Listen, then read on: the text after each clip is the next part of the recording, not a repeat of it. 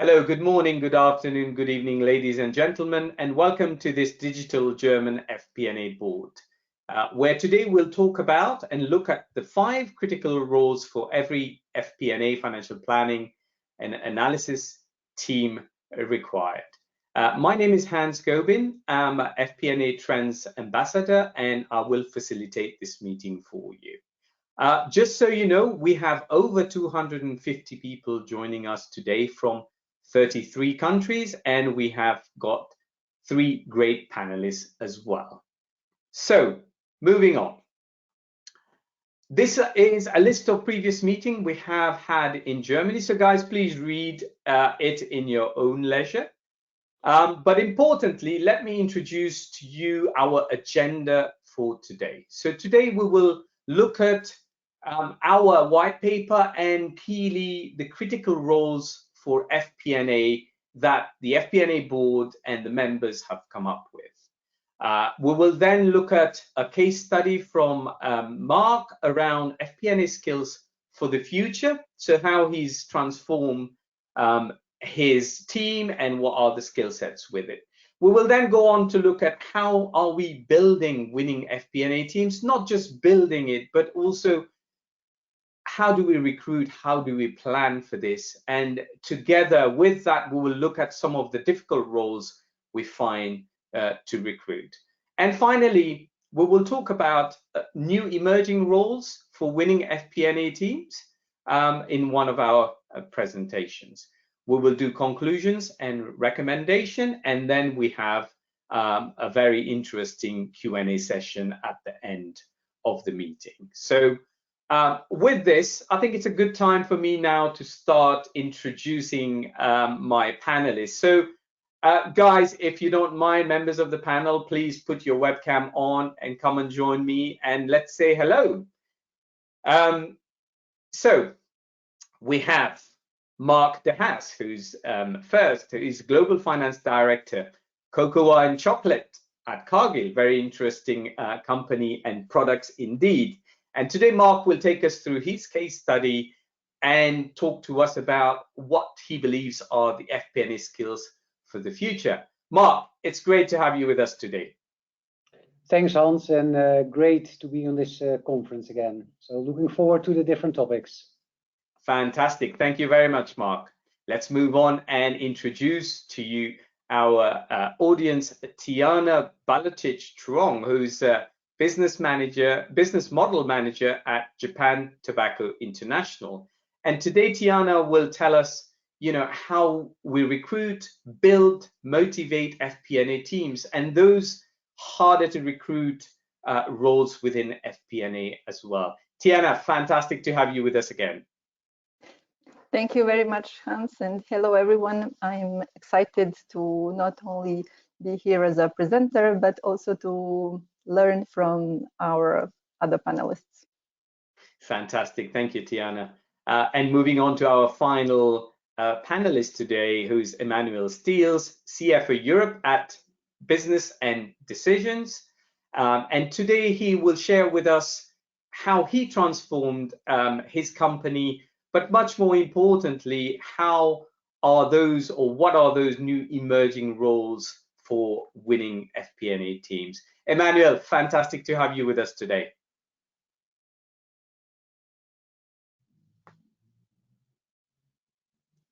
I think you're on mute, Emmanuel. Sorry. And thanks a lot, Hans, and thank you for your invitation. And I'm very happy to exchange today with all the people present here. Fantastic. Thank you, Emmanuel. Well, guys, we've got 3 great presentations and 3 great panelists and lots of insight to come in the next hour and a half. So please stay with us. Exciting time.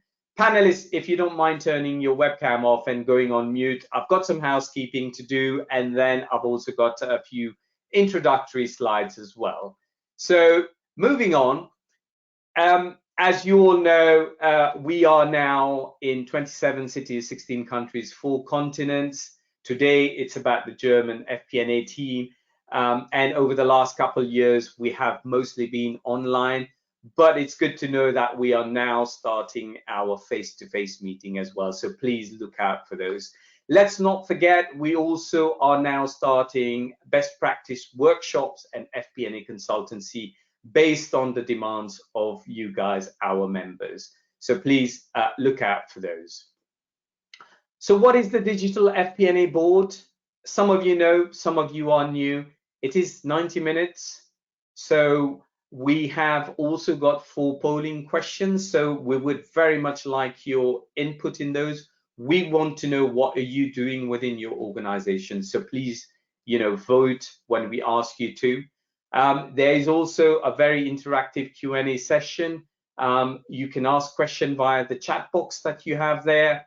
Please direct it to any of the presenters you would like them to answer the question as well. You can start sending questions now if you so wish, and if you've got any question on any of the topics that we will be talking about today. Please network with us via LinkedIn. Please feel free to do that. As you know, the handouts are downloadable today. So please, if you go on the section of handout, you can download it. If you don't, you will still receive a copy of the presentation and the recording within a couple of days of the meeting. And finally, let me remind you that when I close the meeting, you will get a pop-up feedback form. So please take 30 seconds or so, tell us how we did, but more importantly, what would you like to hear about as topic in our next session? So please stay back for 30 seconds and help us understand what you would like to hear in the future. A very quick thank you and introduction to our technology partner today, which is Unit 4 in Business for People. We all know Unit 4 as a global leader in enterprise cloud software planning. So thank you, Unit 4. Now, I will introduce to you very quickly the skills paper we did by the end of last year, but much more importantly, the key findings, but also then go on to share with you what were the key roles, or what are the key roles that we believe are critical for an FP&A team. So very quickly, you can see the skills paper, Skills of the Future, Best in Class FP&A Teams, and we interviewed 20 and more key senior FP&A people, looking at the different roles, etc., that they do.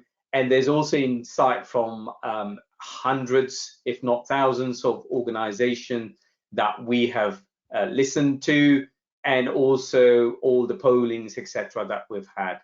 And what we found was, as the FP&A board has been doing over the last few years, traveling the world as well as anything else, there are 5 core critical FP&A roles that most organizations tend to use. But we also have new emerging roles that are coming up, and I will share with you what they are. We found that softer skills are becoming more and more important as we integrate the business with technology. So the softer skills are becoming more and more important. Integrated planning and business partnering is another key aspect of what organizations are looking at, very definitely. And finally, FP&A are becoming the leaders of the future. We see more and more FP&A role. We see more and more FP&A doing strategy. We see FP&A starting to now sit on board, but we also see FP&A people taking lead roles within the organization itself. So those are the key findings. Let me share with you a very nice little graphic here as to what are those 5 roles: the architect, the analyst, the data scientist, the storyteller, the influencer. So if you cut it here, these are the 5 key critical roles that we have been defining and we have been talking of over the last few years within our FP&A board.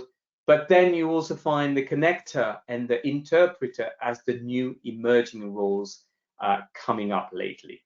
So what are they? I've got them all listed out in the next few slides, but because of time, I will not run through each individual one. Very important to kind of quickly gauge again What is that FP&A data scientist? You know, they are skilled in predictive technology, very much AI and ML. They discover or uncover drivers and trends which will lead us to do predictive planning, but also to build all of those models. They are FP&A people. They've got a good FP&A grounding, good business acumen. They understand the business end to end. What do? We know what they do. They extract, cleanse, organize, combine, analyze, and present data to help management decision making. And they use knowledge of science, mathematics, statistics, and machine learning to be able to do that. We see more and more data scientists in organizations now, but more so sitting within finance. The next one is the data architect, which is, I'll spend a few seconds here on this as well. They are the link between IT, finance, and strategy. They tend to have a helicopter view because they know the organization. They know systems, they know architecture, they know processes, strategy, and how they are connected.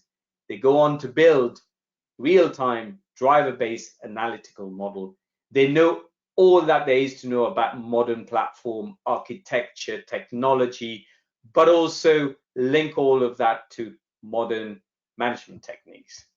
The next one is FP&A Analyst. I will let you, we all know about Analyst. I will let you guys read it through your own good time. So what are those softer skills now that we talk about? FP&A Storyteller, FP&A Influencer. Please spend a bit of time reading through these as well. But we have our panelists giving a lot more insight into as to what they are and how it works within her own organization later on. So I'll skip that very quickly. And just to finish off, the emerging roles that I find is, or that we found, was the FP&A connector. They are the link. They link absolutely everyone, everything, every department. They understand the whole business. They understand the pain point. They connect the dots across BU, and they also provide active solutions. Finally, the FP&A interpreter. They sit between the analysts and the business. They provide raw materials for storytellers. They understand both operation, visualization technique, difference, audience. They can link and provide information to all parts of the business. With that, we go to the T-shape, and this is where it's specialization as it was before, but now it's much more around one set of skills, but much more importantly, knowing 2 or 3 different skills, which is what we find team adopting now. And it also depends on the size of the team. So spend some time going through this.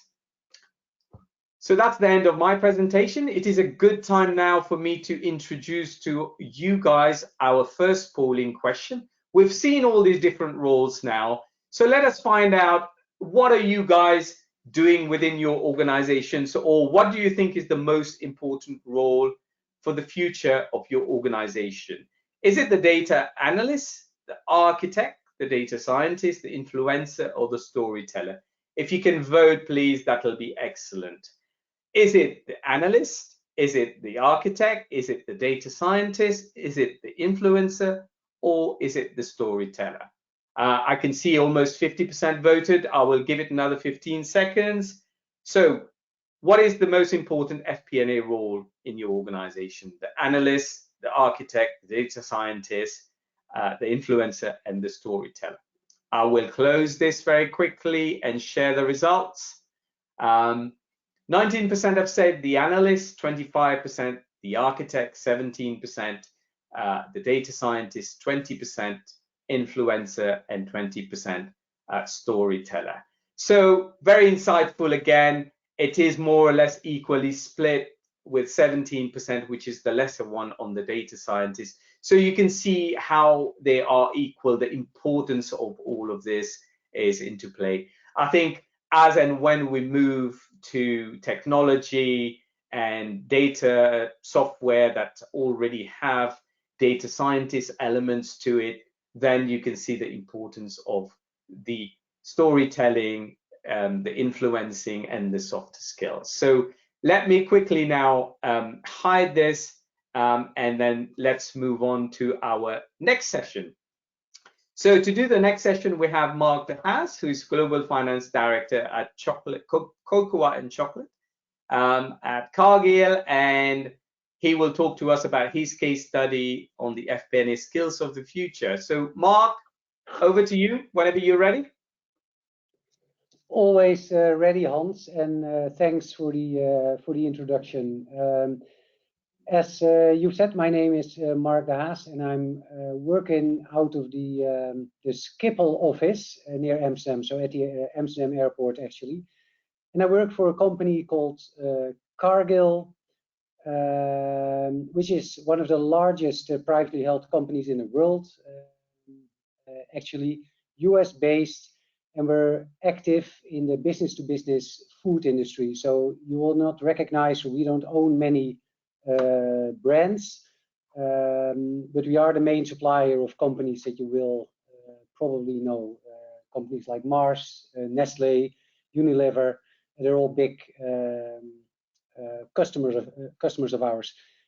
Cargill is globally managed through 25 call them business units, and I'm the finance director of the global cocoa and chocolate business. We are the #2 in the world, so a formidable player in the cocoa and chocolate industry.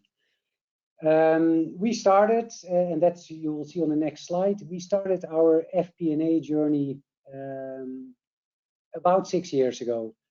I was involved in the beginning, and before that time we were more traditionally organized with a business unit controller, a managing director, an HR manager, and I played that BU controller role, so a bit more classic. We decided to look into the FP&A function as such, and we use this framework or model to help us developing the function. So now there's no need to read through each and every bubble of this, but this is the roadmap we created 6 years ago, and occasionally I grab it off the shelf and yeah, add a few new either capabilities or functionalities or organizational changes that are needed.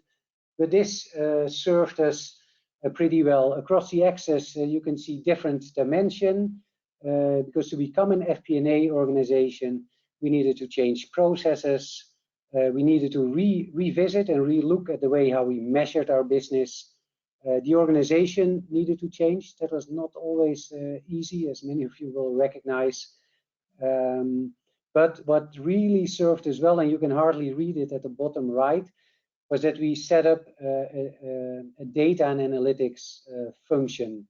So a small group of people who really started to look at our data, make sure the data is synchronized across the different parts of our business in the world, and make sure we could draw some conclusions for it.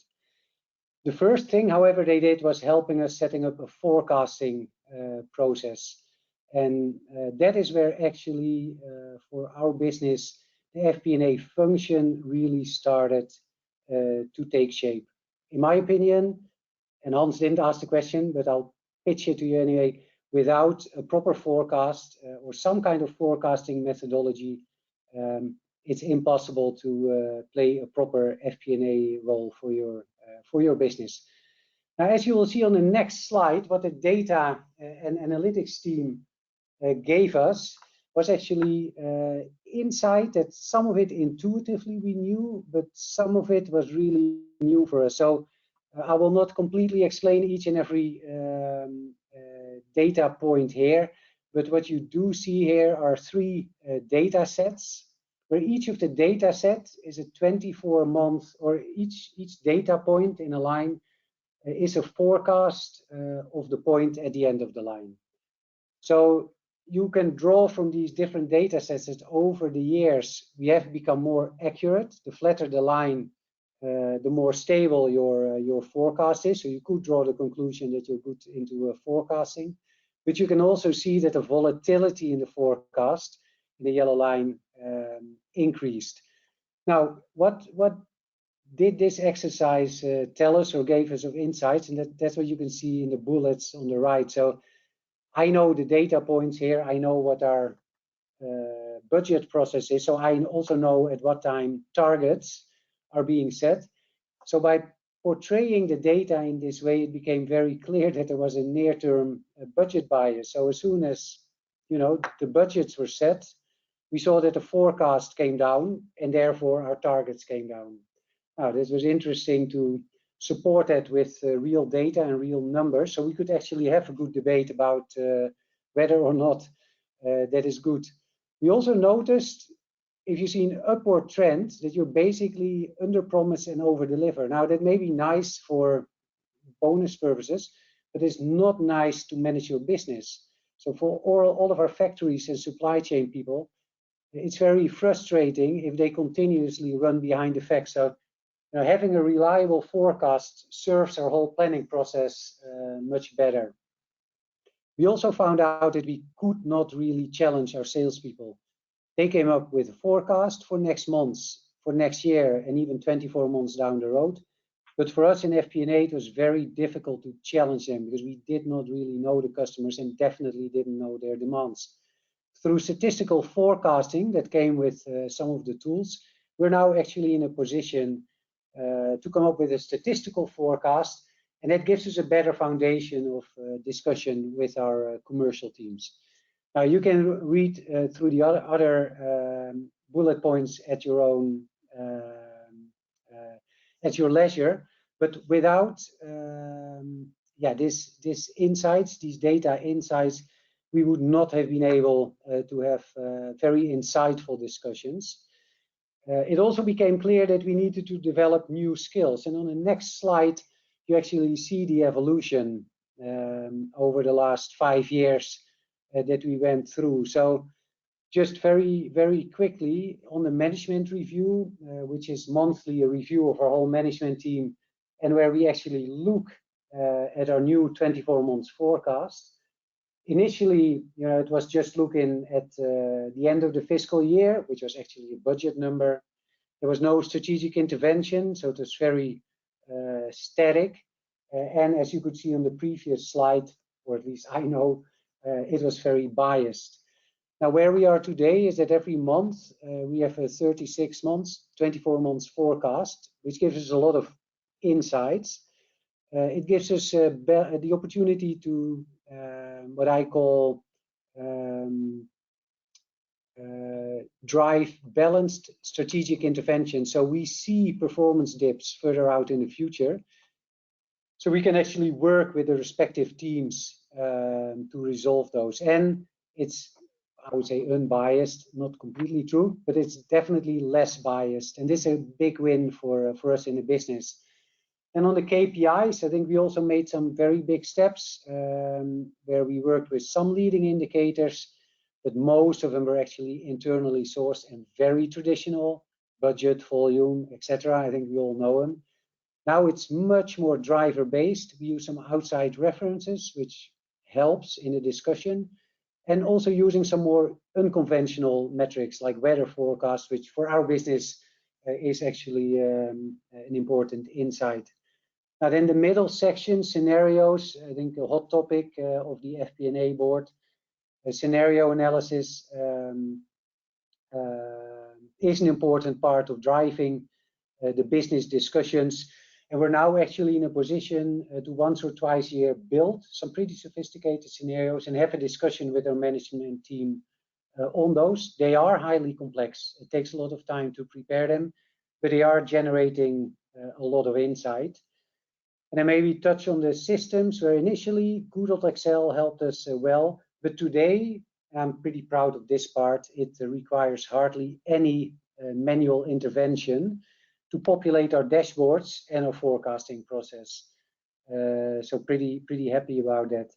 Yeah, and then communication also changed from reactive, unstructured to mainly reacting to observations to a more structured setting, dashboards that people can access on their own. And we're actually assessing solutions. While we were trying initially to develop solutions, we're now checking the validity of the solutions. And this, personally thought it was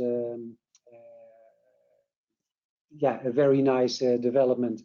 And if you look at the last slide, which is the next one, you will see our evolution over time. Again, no need to read each and every one of them, but we moved from the right actually to the left to make it easy, where we initially started with organizing our data management, setting up the data function as such, then automated and moved into planning and budgeting more in the center. And today we're focusing in FP&A much more on the strategic side of our business. So we're interacting with many different functions, not only finance, but also sales, supply chain, operations, commercial planning, you name it. We're interacting with all of these functions. So we're slowly moving out of the hardcore finance area, but that was definitely needed to get the ball, the FP&A ball in this case, rolling. What we did when we transitioned from the right to the left is that once a process was established or became more mature, we moved it to another part in our organization who was much better equipped to do it in an efficient way. And that gave us in FP&A, which today is actually a very small team, gave us the opportunity to seek out new opportunities. So if you would ask me for a conclusion, having a forecast process was key. We would not have been able to do that without a data team that gave us the data insights. And that then triggered the shift in focus from a more finance focus to a more wider business focus on the left side. I will finish off with saying that on the last polling question, you saw the skill sets were kind of equally balanced. I think the storytelling part that you saw in there is something that you can only start doing once you have the right data set in place. But there's probably people who have a different opinion, interesting to hear them. But this was our story. So Hans, back to you. Mark, thank you very much. Great presentation, no need to say, but the fact that you took us through that journey, the vision, but also sharing with us, how things change, what are the different things you're doing, what are the different skill sets now required, and also sharing with us the importance of the data side of things, which you guys started early, data scientist, architect, data, and then you move from the technology or hardcore skills or functional skills, as we call it, into the much more softer skills, which is where you ended. The one nice thing I see here as well is the FP&A sort of function where, you just don't have FP&A sitting in core finance, but you've got FP&A sitting in all the different elements. And another element and a question that we are going to put to our audience shortly as well is that, how are you guys dealing with those having FP&A within the sort of different function? Very important this day and age as well. So Mark, thank you very much. Very enlightening and very, very interesting conversation. So let me just launch this polling question to see what our audiences are doing within their organization as far as integrated FP&A sort of business partnering is concerned. Where would you say your organization is in terms of having FP&A in all these different elements? Do you know we don't have plans for any integrated FP&A business partnering model, so having FP&A in the different functions? We do plan to implement FP&A in different functions, or finally, yes, we're already running it, as Mark has just described here. We see that people are already running it. So please, if you can vote, where would you say your organization is in terms of having integrated FP&A, so FP&A at the different function level?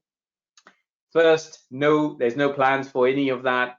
Secondly, yes, we do plan to implement such a structure. And thirdly, yes, we're already doing this. I'm going to close the polling and share the results with Mark and our audiences, and I'll quickly read this. 34% of people say there is no plans at the moment to have FP&A at all the different functions. But more interestingly, 45% are already thinking about implementing and working on it, and 21% already doing this. So if we add this, this is what 66% are already kind of thinking of doing it. Mark, a quick comment from you on the outcome of this? Yeah, I would really encourage the people who voted for the first bar here, so no plans to start thinking about it, but also happy to see that a large part of this group is actually thinking about it. One recipe for success here, maybe, and I mentioned it in my presentation, is starting with something that creates this forecasting process. Once you have established that, it's unavoidable that you will start to engage with other functions in your organization. So for what it's worth, that would be my recommendation. Fantastic. A great answer there. And thank you for everyone who's voted as well. Let me now hide this and let us move on to, we've got a question that Mark would like to now ask the other panelists. So Tiana and Emmanuel, if you can come on the webcam as well, please. So how do you see the data scientist and the data architect roles within your organization and within your experience? Tiana, if I may ask you to answer the question first, please. Yes, sure, Hans. I think before bringing in the data scientist, it's helpful to do some groundwork, to prepare the field for this scientist, and it will help also the organization understand better where it is, and then equally when the specialized people come, they can leverage better their skills rather than trying. Think of it as inviting people over to your house. You want to first clean the house and then bring people in, rather than asking your guests or your new tenants to help you clean it up together. And for the sorry, go on. Yeah, and for the architect, of course, having this helicopter view helps keep the organization on the right track to avoid not being able to see the forest and being focused only on the trees. Yeah. No, it's spot on there. Emmanuel, what would your answer be? I think you're on mute, Emmanuel. Definitively, it will be up to the end of the presentation. I do think that's according to me, clearly the previously in the past we can say that FP&A was more the data analyst just for on the business point of view there. And today, more and more, by the time due to the fact that the environment is more and more changing and so on, and more specific and more specialized, the side of the data scientist with a lot of deep knowledge of accounting, of tax, of all these kind of elements to take into account this element in order to read the data correctly and to be able then by this way to act as a good partner with the other department is more and more important in their function, just in order to understand the point of view, and not really the business itself, but the point of view of the other department of the company. And aside of that, and in the same time, and that's why that's very difficult, but I'm sure that Tay and I we will explain the challenge for the recruitment of people, but on the other side, at the same time, the people need to have the helicopter view in order to give an objective translation of the situation based on the basic and technical aspect to the board of directors, to the CEO, just in order to be sure where they are going to. And who is best placed than the FP&A? Because the FP&A has no conflict of interest at all in the company, except it to give the right direction and the right lights on the right data. And voila, that's for me, these two aspects in the qualification is quite growing and growing in this sense. Thank you, Emmanuel. Thank you, Emmanuel. Fantastic point there. And of course, we know that technology is bringing all of these together, and new software will have all of these as part that will help us going in the future. Final comment from you, Mark, before we finish off? I think it's all been said, Hans. Let's move on. Thanks. Fantastic. Thank you very much. So let us move on to our next section now, which will be talking on winning FP&A teams. So guys, if we switch off our webcam and let Tiana take the next session. So of course, reintroduction, Tiana, business model manager at JTI. Over to yourself. Thank you, Hans. And before I continue, I would just like to say thank you, Mark, for your insightful overview. And I'm sure now the listeners, the members of the FP&A board have many ideas to think and implement for the success. My name is Tiana Balotic-Truong, and currently I'm a business model manager in Japan Tobacco International, JTI. JTI, it's a global tobacco company with 40,000 employees operating in 130 markets and across the world. And the key focus of my present role is overseeing how JTI operates across North and South Americas, as well as the Eastern Europe. Still, FP&A has been my professional first love, and I'm here today in that capacity to talk about how to build a winning FP&A team using the insights which I acquired based on 17 years of working in FP&A in consumer good industries in both emerging and mature markets, region, and headquarters.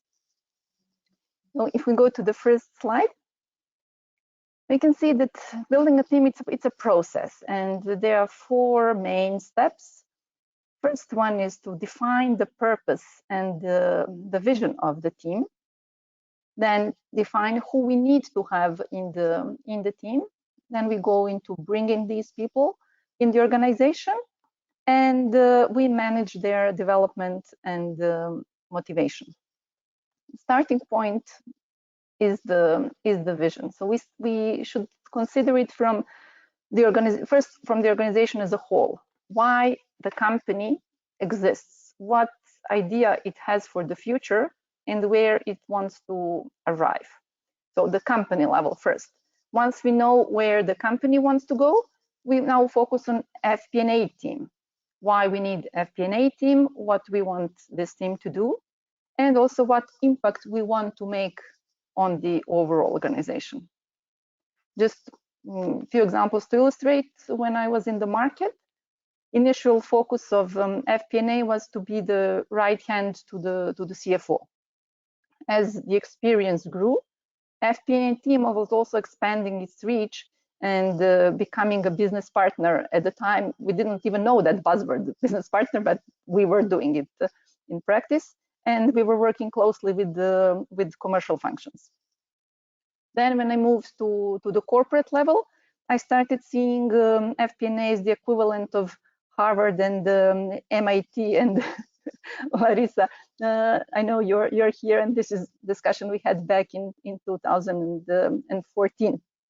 So what I mean by this is we take the people with the most potential, we expose them to strategic topics, and we build a strong talent pool for the company. Because then we have the candidates who can go to the various parts of the business and continue to add value. Important to keep in mind when it comes to vision, there's no right or wrong. It's simply for the organization to define what works and what makes sense for one does not need to be relevant for the other. Now that we know, so we've defined what we want to achieve, we need to go into the next stage to identify the profiles of the people we need in the team. So who are the key players that will enable us to arrive where we want to come. We have seen previously the roles within FP&A. One thing to keep in mind is that small organizations usually look for people with the multiple skill sets. combination of both technical and the soft skills. So people who can both run the analysis and communicate effectively. Besides the profile of the individuals, it's also necessary to consider the profile of the company, and that has several levels. Size of the company, maturity of the company, but also, and equally important, the culture and the values.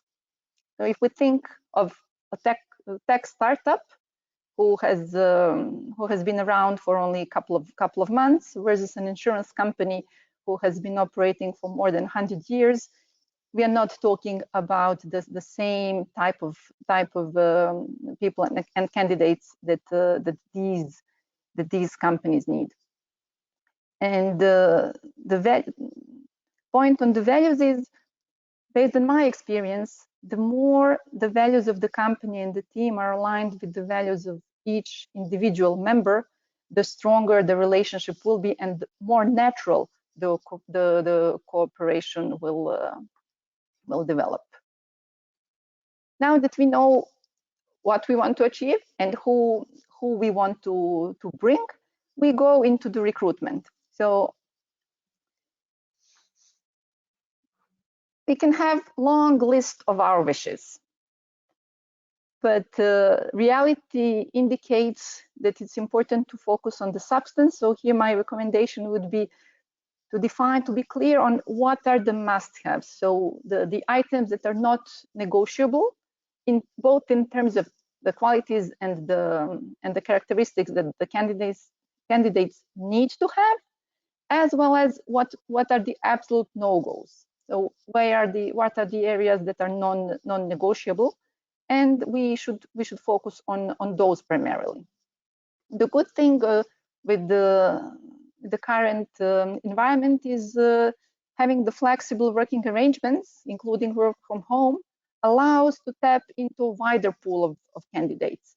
Hans, during our preparation session, you mentioned that some of the members from Australia indicated that it's hard to get good people. So if they focus only on Australia, it's a bigger challenge versus if they would expand the reach, and with the remote working, potentially that's a solution for the lack of a talent in a specific geography. Another thing which is necessary to consider are the expectations. And it's helpful to be transparent from the beginning, both in terms of the expectations of the individual as well as the organization.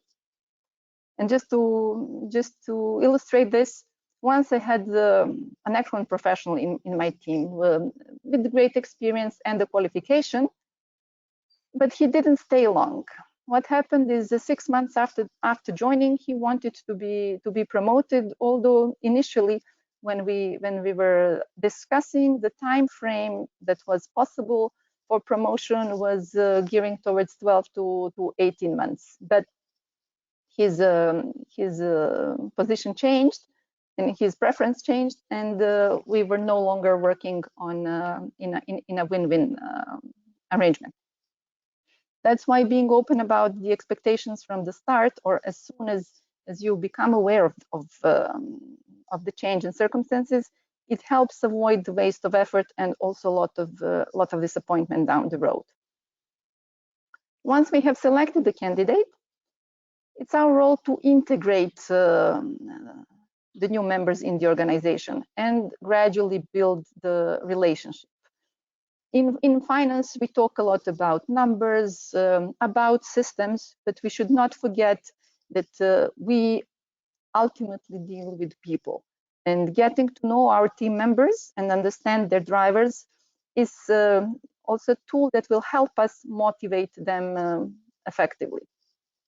And here it's critical to look at the situation from the perspective of the person and not from our belief and our view of what we think is best for him or her.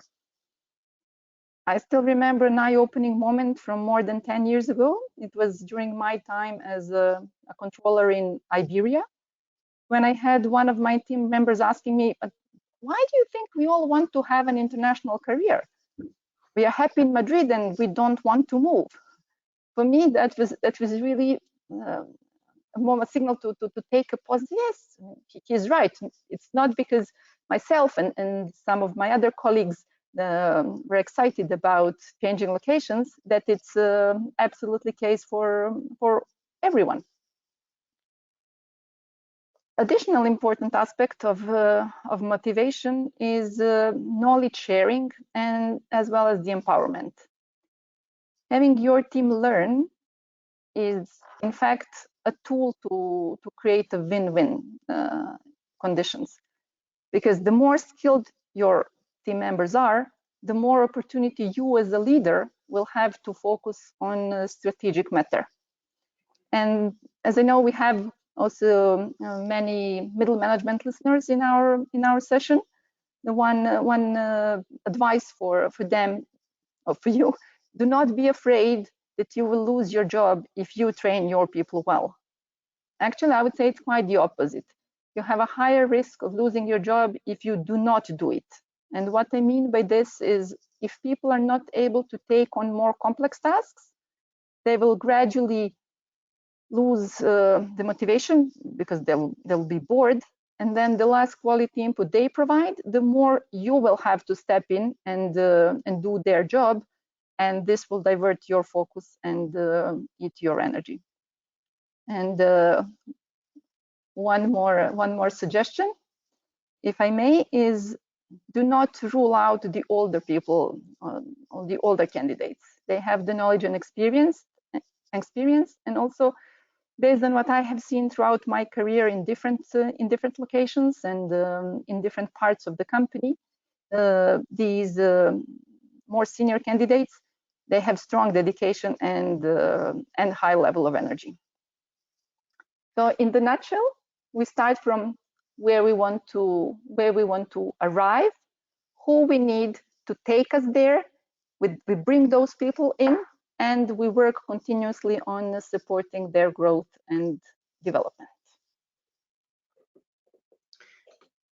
Tiana, fantastic, great presentation. Thank you very much. Very important to kind of define, in the very beginning, the mission, the purpose of the team, but also you've shared with us lots of personal examples which put things into perspective. Very, very important to have taken us through, how do you go about recruiting, development, motivation. At the end of the day, you need to keep these people within the team because you've invested a lot, but also the knowledge as well stays with the team. Thank you very much for that. I have an interesting question for yourself, in that often we have spoken about, looking at the challenges in recruiting, motivating FP&A roles. What are the roles you find more and more important for FP&A people these days? Can you please elaborate on this? Yes, sure, with pleasure. And if you can show the next slide, I'll focus on two roles. The first one being the storyteller, which was already mentioned previously. So this is someone who provides the substance in an easy to understand way. So when we look into recruitment, we have to consider those objectives and identify candidates who are capable and comfortable doing it. So it's someone who needs to have the solid technical background, but also is able to communicate effectively. And just to again illustrate based on some examples, in my junior days, I was used to work with decks, different reports, mainly tables, and then short PowerPoints. But it became necessary to write a report, and then I was very proud to hand out a 3-page written document to my boss, and he said, "Oh, you have written here an excellent novel, but we need some poetry here," meaning be concise and share the key insights. And what I've learned later also, or how I tend to see it now, the higher we are, the closer we are to the C-suite, instead of poetry, we need to put it into haiku. So it's not headlines only, because headlines don't give you the substance. So it's more haiku, because it's a short form, but still goes down to the essence. And another element of the storytelling role is that really every word counts. Why I'm saying this? Once I witnessed during the meeting between the company and the external investors, while the senior executives were presenting the company performance. After one of the presentations, there was a question from an analyst who said, "Tell me, today you talked about performance, but in the previous session you were saying that you have exceptional performance. So what has changed?" To me, it was really a striking moment of importance of weighting and measuring every word, because it can send a different message, and depending on the takeaway from the people, it can even impact the share price of the company. So it should be taken seriously. And looking at the influencer, nowadays we hear this term more and more, and in a way it becomes even a bit controversial. So I would say the key ingredient for an influencer in the professional context should be the integrity. It should be an individual with business integrity, and to think from the perspective of what's relevant for the party or for the groups that we want to influence. Okay, we have an objective. For example, we want to ensure cost saving, and this again based on my experience in the market. At some stage, we had FP&A doing the budget for the whole company. So the costs were seen like, okay, there's a pot, and the faster the functions are to grab the money from that pot, that was their objective. And then we've flipped the things around, and we said, okay, how about we empower these function heads and appoint them as the budget owners. And there we could see the switch, because then they started caring more and even negotiating among themselves when there were some joint projects, like who is willing to provide financing. And ultimately, with this mindset shift and the cultural change, we were able to save the costs without creating turbulence in the company. It's important to provide the tools, so to understand pain points of the party you want to influence, and provide them tools, but with this notion that ultimately what you do for them will help you or help the FP&A team. Fantastic, thank you. Great insight on what is becoming more and more important. Let me give you a little bit of a break and a breather there, Tiana. Let us ask our audience what they're doing, especially around team building. So, ladies and gentlemen, if you can vote, please. The question here is, which is your favorite part of building the team? Which is the favorite part that you like to play in building the team? Is it defining the profiles, as we've seen with Tiana's example? What about the recruitment process? What about induction and bringing new people on board? What about people development? Which are the roles that you like to play most? If you can vote, please. Is it defining the profiles? Is it recruitment process? Is it induction or bringing new people on board? Or is it people development? I will now close the polling question and share the results with our team. So 13% have said defining the profiles, 2% recruitment, 15% have said induction, but it seems the majority of the people like people development. A quick insight from you there, Tiana? I would always go for people development, because to me that's the most exciting part. Seeing someone grow and make success, it's really rewarding, and it's a privilege to be part of someone's success. Absolutely, and of course the others are the roles that people don't like to play, but we still have to do it because we need to define. It's all the building blocks to bringing the people in and then help them develop. So thank you very much for that. I'm going to hide it now, and we go to your question to the other panelists, which is, other panelists, Mark and Emmanuel, please join us. So what roles have you found challenging to recruit and fill in your transformation journey within your own organization? Mark, if I can come to you quickly. Yeah, sure. And thanks for the question. I think in this market today, it's difficult to recruit any people. But if I look back at our own journey, I think finding the right data and analytics resources, that proved to be a challenge. You need to find that delicate balance between subject matter experts, technical skills, but then you also need people to explain it in a business way. And I think that we found is kind of a unique skill set that is that we found difficult to recruit. So just data analysis, we were able to find it. People who can talk about business, we could find it, but then the combination that was difficult. So I would vote for the data and analytics resources. Thank you, Mark. Emmanuel, what would your answer be?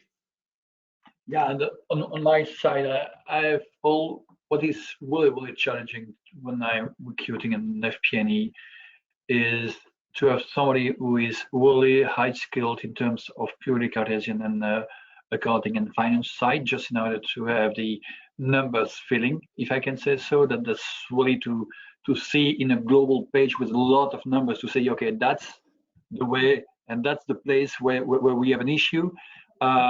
This kind and to mix that with the emotional quotients, that's intelligence, emotional intelligence, just in order to understand clearly how they need to read the numbers in the global context, and to understand these numbers and this financial situation in line or not in line, or understandable with the mission, vision, value of the company. And I do think that sometimes we can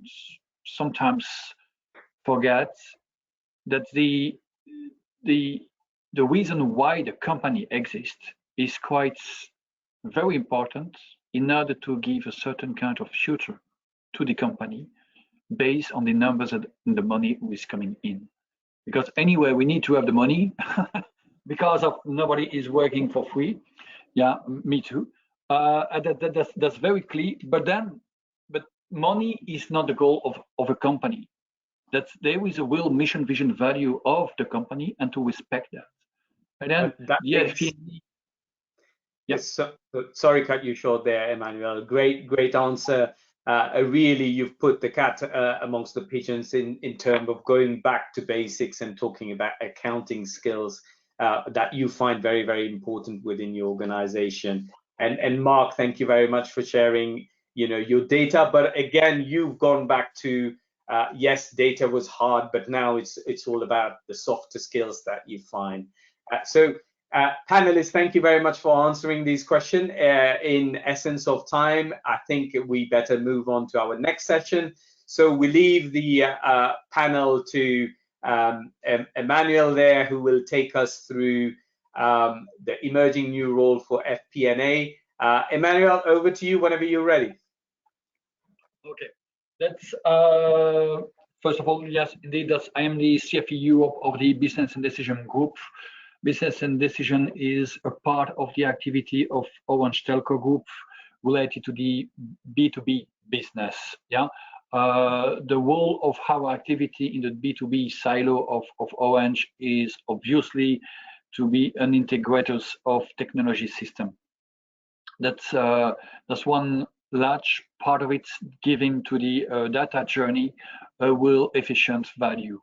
That's the element. And then in the next slide, what we can see is the different kind of challenge that B&D has. I do think that it's quite important in order to see that the the importance of the FP&A in our company, and the clearly challenge of this is the recruitment of talents across Europe. Yeah, because we are counting approximately a little more than 700 people across several entities, and the recruitment of talents need to have a real forecast environment because of new way of working, hybrid way of working, tax situation, political situation is quite critical in the recruitment of talents across Europe.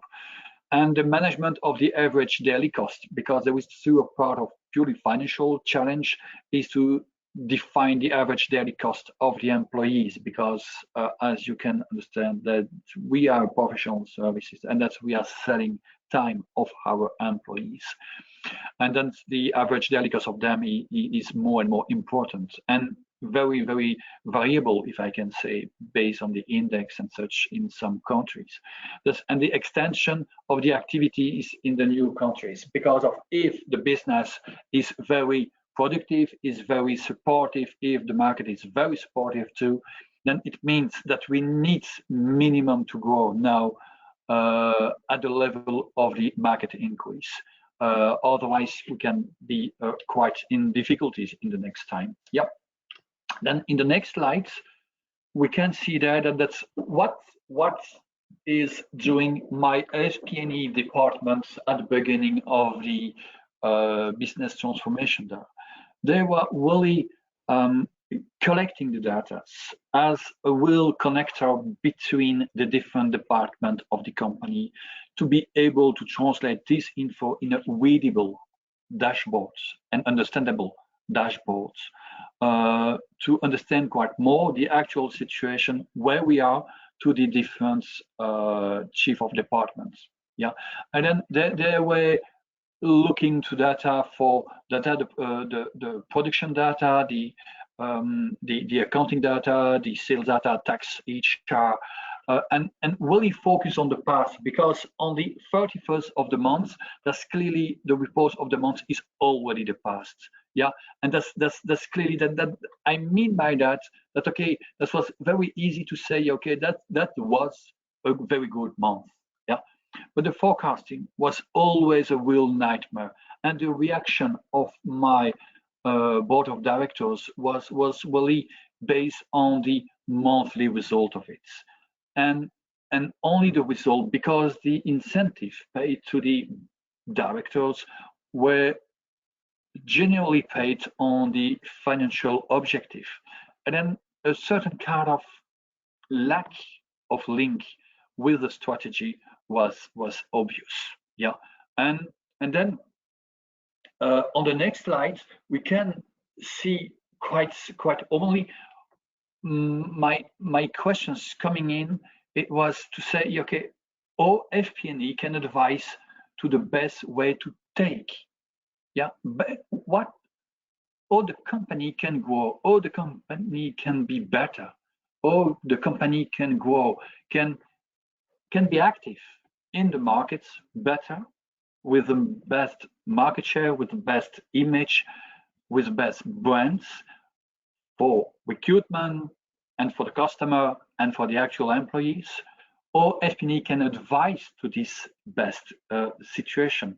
And then there on the next slide, then the importance to collect the data of the environment was more and more needed in order to put in context what was the actuals already calculated by the FP&A departments, yeah, to put this in a certain context. And then it allows to the FP&A to interpret better the actuals and to define a background of the actuals. That's because of, yeah, this is the actual situation. That's what we had previously.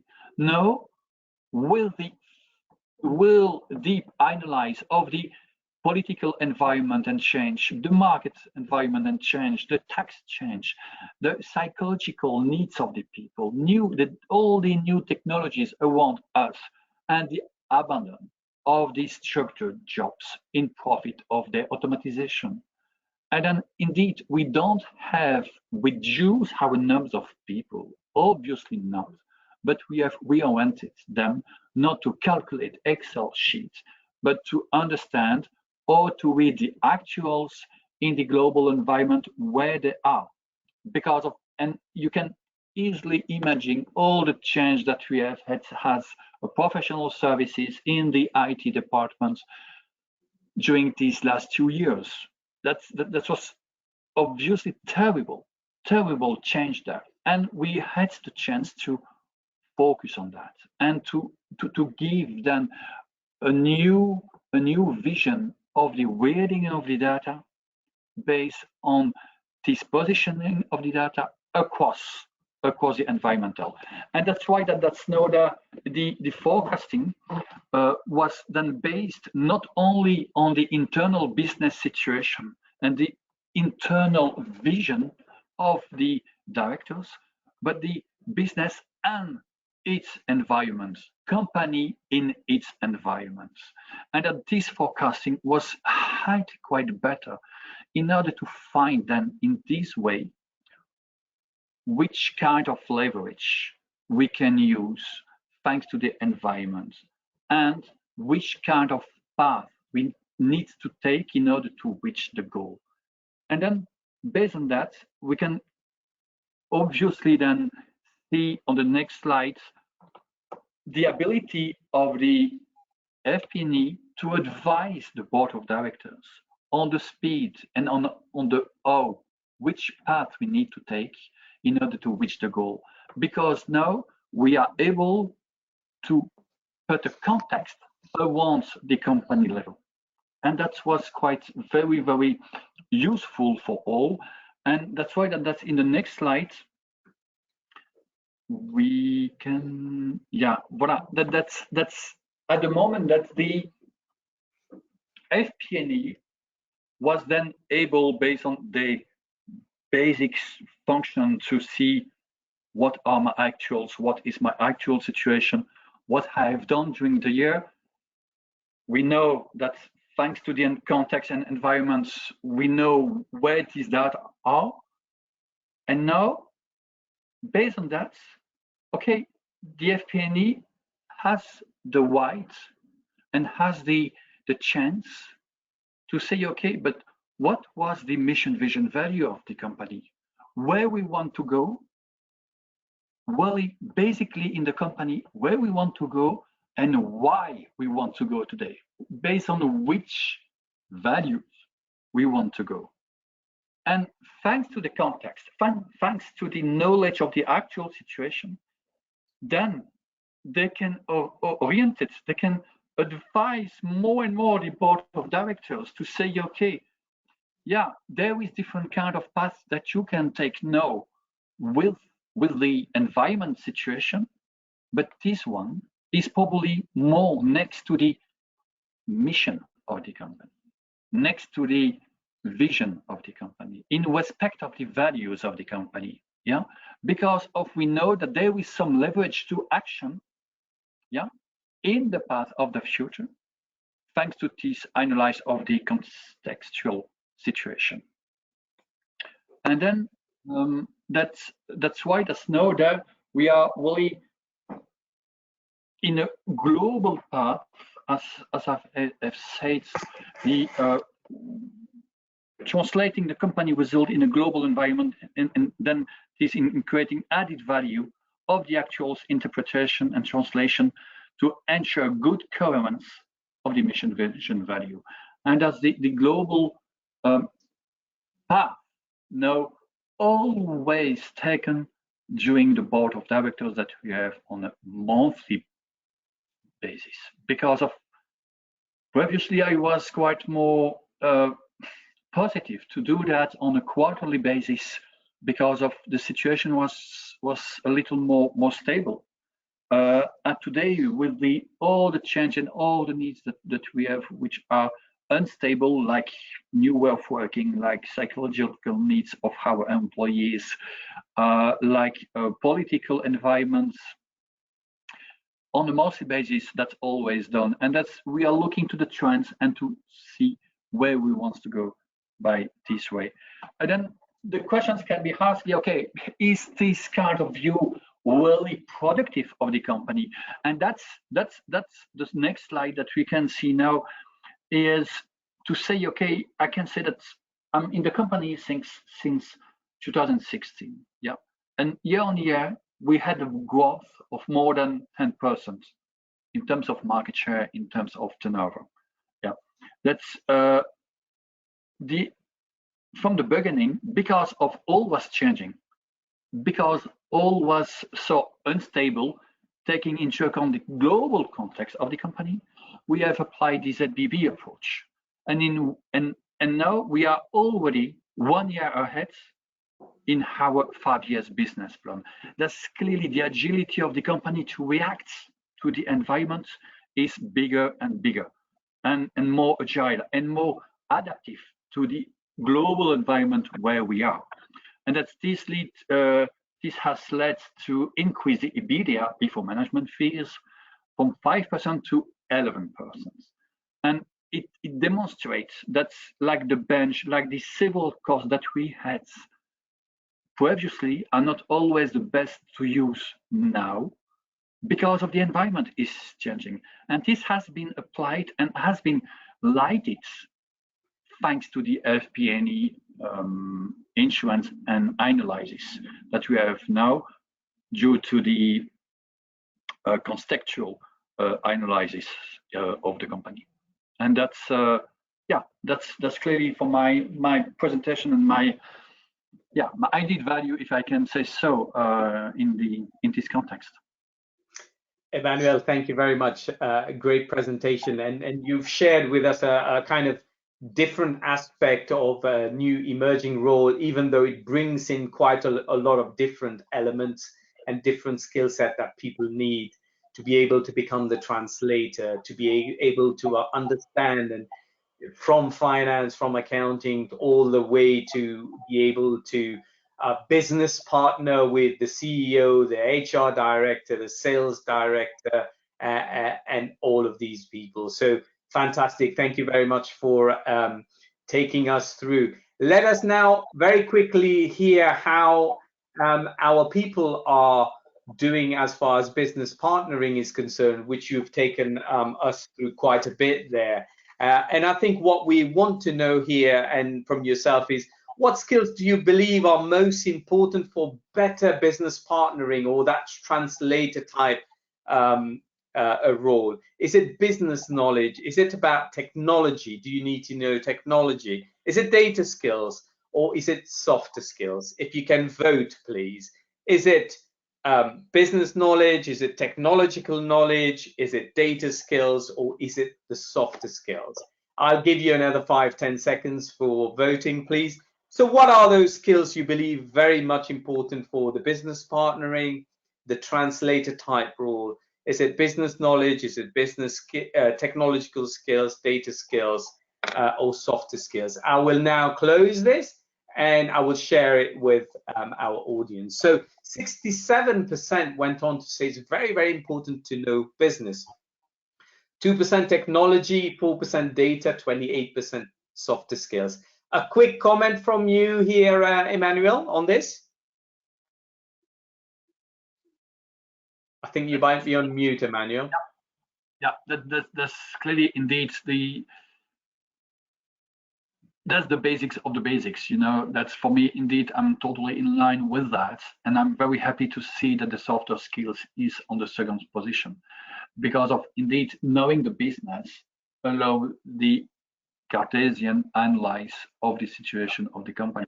Softer skills is absolutely giving people the chance to really translate correctly and objectively the business situation and the business knowledge, the business actuals.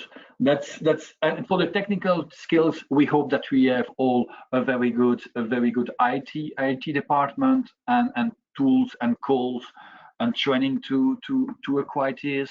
And for the data skills, if all these if all the reporting are automated quite more, then technological skills and data skills are more and more already pre-meshed, but the interpretation and the translation of these data are more obvious in the strong knowledge of the business. Absolutely well said, Emmanuel.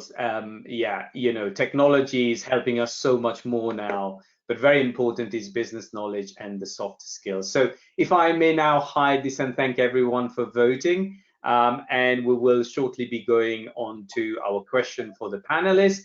Just before we do that, let me just quickly remind you guys, please keep sending your questions to the other panelists. We will answer a few of them today. The rest of them we will answer via email. So quickly going on to the question that Emmanuel has for our other presenters.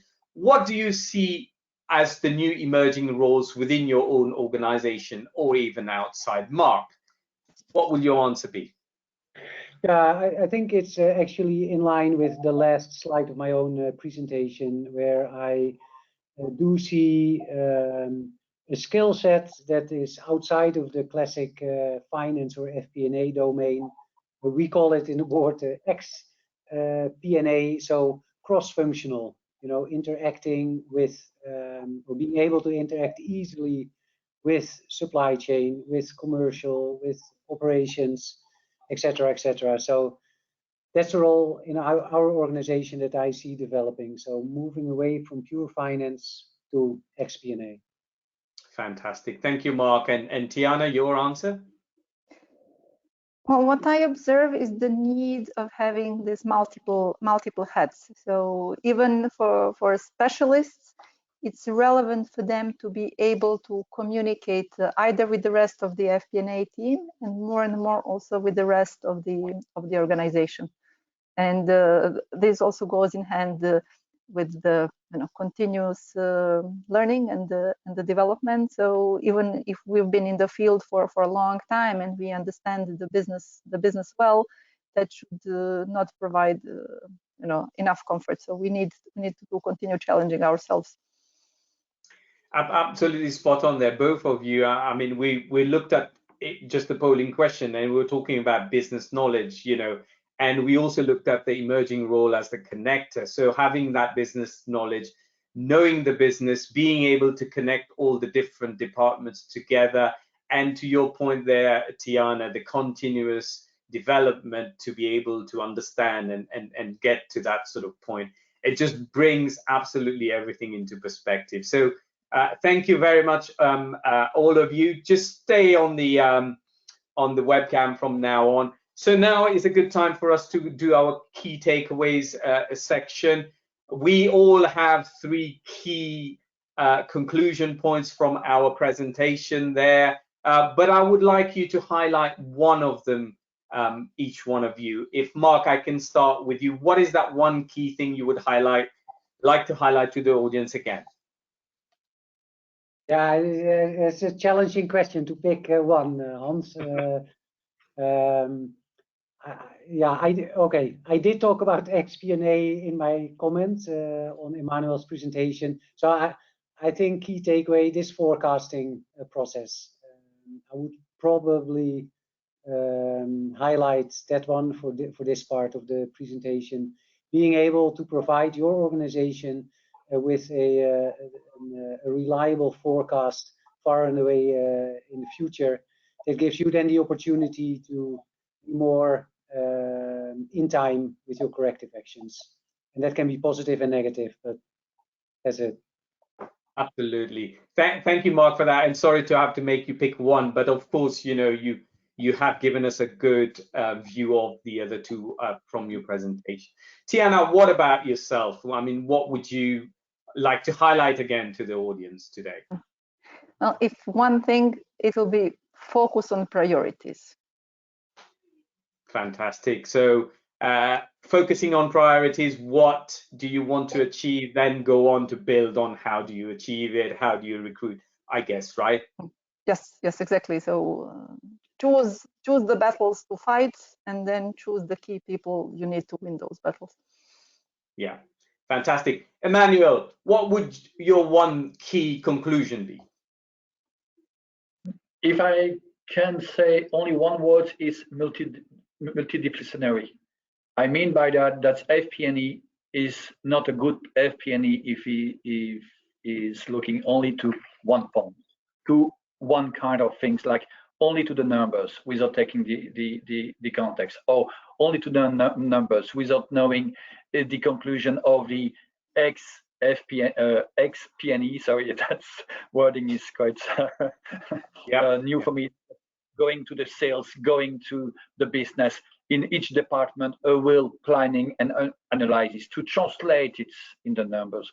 At the moment that the financial guys understand that numbers are only vehicles to transfer data and to transfer a message, we need to be able to catch the message that the company is giving to us with a lot of emotional intelligence, and that's multidisciplinary.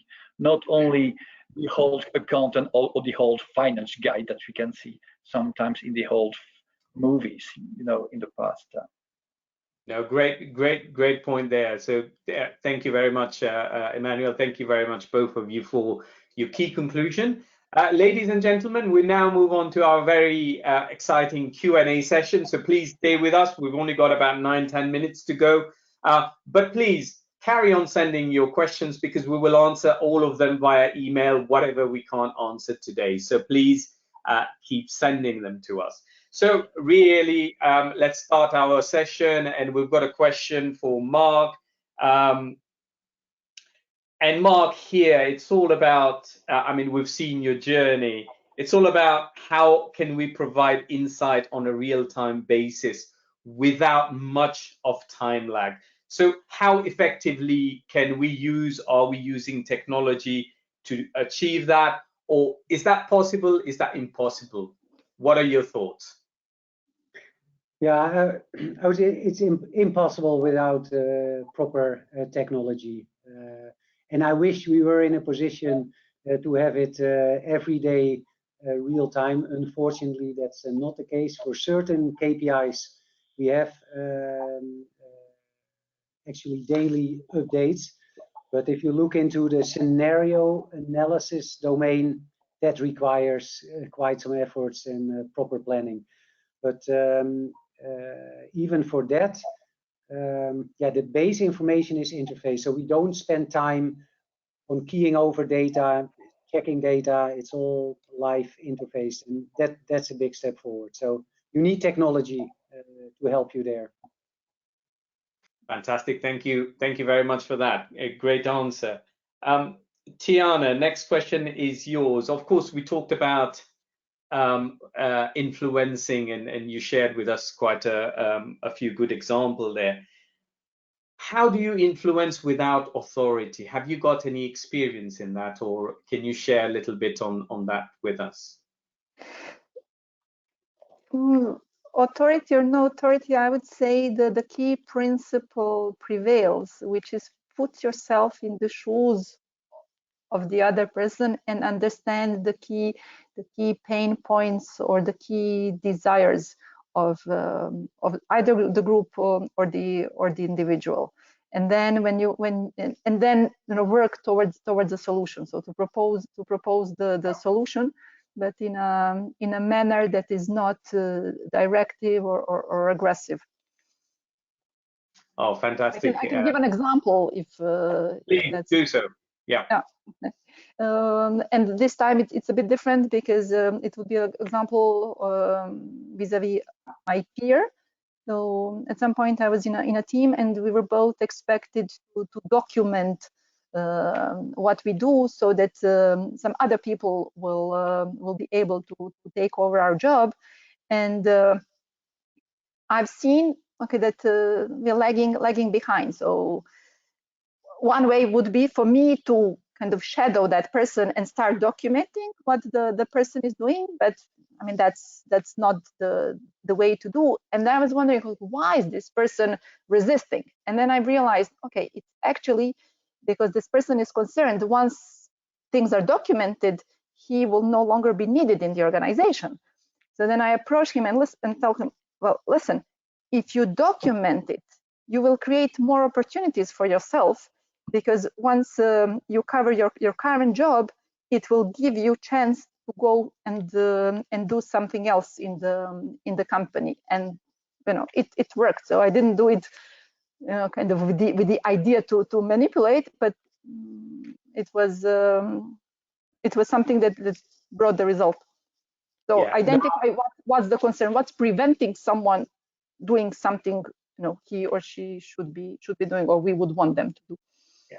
No, I think the other thing as well is, of course, authority or not, I think we as FP&A people have got a lot of skill set, technical skills, analytical skills, where we can put a really good story to be able to influence people upwards, sideways, or downwards as well. So thank you very much for that answer, Tiana. Great answer. And last question goes to Emmanuel. Emmanuel, you just talked about the FP&A and the different sort of skill set. How do you develop multiple roles in one person or multiple skill set? I mean, how do you go about doing it yourself? Honestly, I have in my team 3 dedicated FP&A. Yeah. And then in the FP&A department, I have the recognition of the turnover and all the P&L results by department. Yeah, that's each project has one own P&L with the revenue, and that's each department has one. What I do is that we have put in place a really group of working by the project managers that we have, for which one FP&A is dedicated. Yeah, and I'm always present in each meeting, and that's each FP&A is present in each group of working. Yeah. Yeah. Dedicated to one department. Yeah. And they're moving around the departments every 3 months approximately. And that's during the first year of their presence. Afterwards, they are choosing in which one they are quite more comfortable to develop themselves, because if you want, in the IT department, that's exactly the same. They are coming to us in one department, and as afterwards they are flying in their career development as specialists in one other department. Yeah, and that's, by example, the one is coming as quite more efficient in one business department, a specific department, and then there in each department we have kind of delegated people. Yeah. Coming from the FP&A, coming from finance in their department, and that's we need to recruit somebody else in my FP&A team, and so on. But that's really to dedicate this to one specific department afterwards. Yeah, and this gives them then a good view of the frustration and stress that they have on the path, on the real world, and not in books and such. That's all I do. I think you've touched on quite a few points there, even though you're saying that's what you do, multi-skilling, being able to make your team have that business acumen because they are rotating all the time, they're understanding the different sides of business as well as anything. So that's fantastic. Great answer to that question there, Emmanuel. Ladies and gentlemen, that's all we have time in terms of Q&A. We've still got a minute or so for me to wrap it up. So please keep sending your questions. We will answer the rest of the questions via email. Panelists, just stay on the webcam. I've got a few closing slides that I want to take our audience through today. So remember, we've got FP&A Empowerment Survey 2022. It takes about 10 to 12 minutes. You guys have participated in it before. Very, very insightful. Please do so again, and of course you'll get a copy, but a lot of our stats come from this as well, and it's really, really valuable. Click on the link and it'll take you to the survey itself. A couple of webinars for your diary, please, panelists as well as audience. We've got the Central European FP&A Board, where we will be talking about cash flow, why the traditional profit-driven mindset doesn't work anymore. We have to think about cash flow now. May the 10th. The second one there is top 5 FP&A challenges and how do we address them. So please book that in your diary. Very good time now to say thank you to our technology partner for making this possible, Unit4. Thank you very much. Our panelists for taking the time out, preparing such fantastic presentation, giving insight and answering the question of each panelist, but also very importantly answering all the question coming out from our audience. So thank you very much, panelists. Finally, audience, thank you very much for joining us. We had so many people, so many questions. I hope that you had a great meeting. And this is how you can keep in touch with us. So please do so and connect and keep in touch with us. That's all we have time for today. So thank you very much for joining us. We look forward to seeing you in the next one in the very near future. And with this, I'm now going to close our webinar for today. Thank you very much, everyone. Goodbye. Have a good morning, afternoon, and evening. Thank you. Bye-bye. Thank you. Bye-bye.